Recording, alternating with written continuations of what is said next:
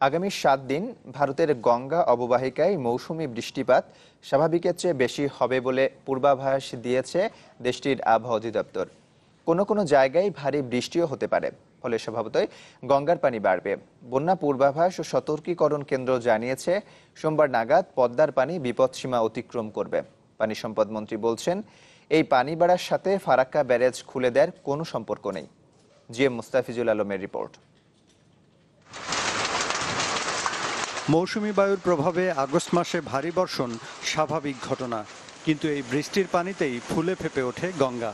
ভারতে এই নদীর অববাহিকায় যে বন্যা পরিস্থিতি তৈরি হয়েছে তার জন্য দায়ী বৃষ্টি।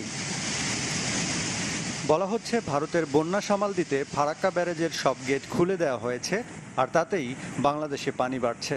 চলমানে এই বিতর্কের ব্যাখ্যা দিলেন পানি সম্পদ মন্ত্রী। গণমাধ্যমের মাধ্যমে এটা আমরা জানতে পারছি।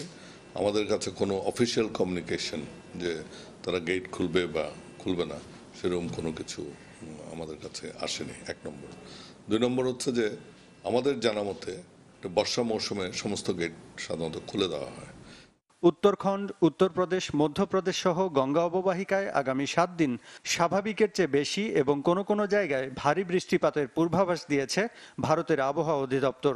স্বভাবতই পানি বাড়বে গঙ্গায়। বন্যা পূর্বাভাস ও সতর্কীকরণ কেন্দ্রের তথ্য বলছে বাংলাদেশে এই নদীর পানি বিপদসীমা ছুঁই ছুঁই। সোমবার নাগাদ পানি যাবে বিপদসীমার উপর দিয়ে।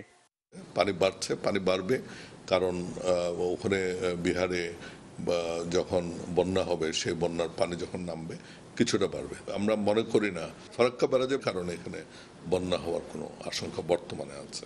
যদি অতিবৃষ্টি হয় সেটা অন্য জিনিস।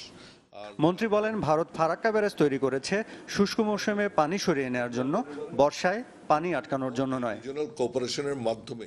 GM Mustafizul Alam, channel 24, Dhaka.